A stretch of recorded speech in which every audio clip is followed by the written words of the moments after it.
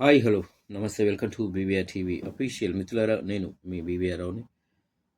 So Tamil super star Vijay TVK party సంచలనం సృష్టించింది.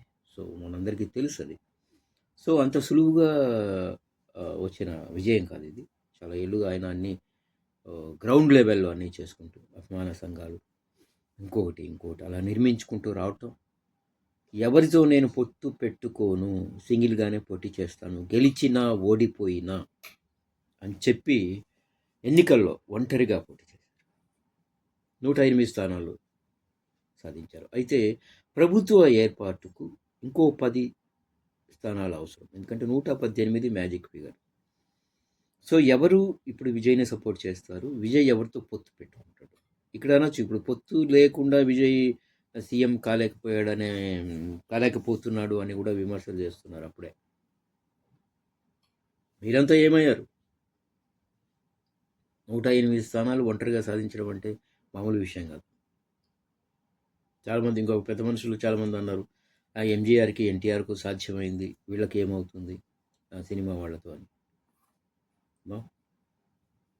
చరిత్ర తిరగరాశాడు కదా.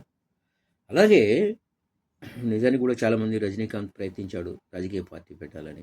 సో ఆయన వెనకంజ వేశాడు. కమల్ హాసన్ పార్టీ పెట్టాడు, కొన్ని ఆయన పెద్దగా విజయం అలాగే విజయకాంత్, శరత్ కుమార్ లాంటి వాళ్ళు చాలామంది పార్టీలు పెట్టడం పెద్దగా ప్రభావం ఏం చూపలేకపోయారు. కానీ విజయ్ చూపించాడు.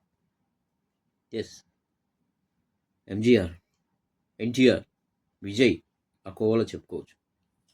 సో చాలామంది అక్కడ ప్రచారం చేస్తూ ఇక్కడ పెద్ద మనుషులు రకరకాలుగా మాట్లాడడం జరిగింది విజయ్ని.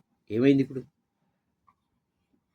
జగన్కే ఇక్కడ గతి లేదు, 11 సీట్లు లేవు, జగన్ ఫోటో పెట్టుకొని ఏం సాధిస్తాడు విజయ్ అన్న వాళ్ళు కూడా ఉన్నారు. ఈరోజు ఏమైందో తెలుసు కదా. ఎస్, సో జగన్ ప్రభావం కూడా చూపించింది అక్కడ అన్నది విశ్లేషకుల వాదన కదా, అది నిజం కూడా. చాలామంది తెలుగు వాళ్ళు ఉన్నారు అక్కడ. సో మరి ఇక్కడ ఎందుకు 11 సీట్లు వచ్చాయి? ట్యాంపరింగ్ జరిగింది కాబట్టి.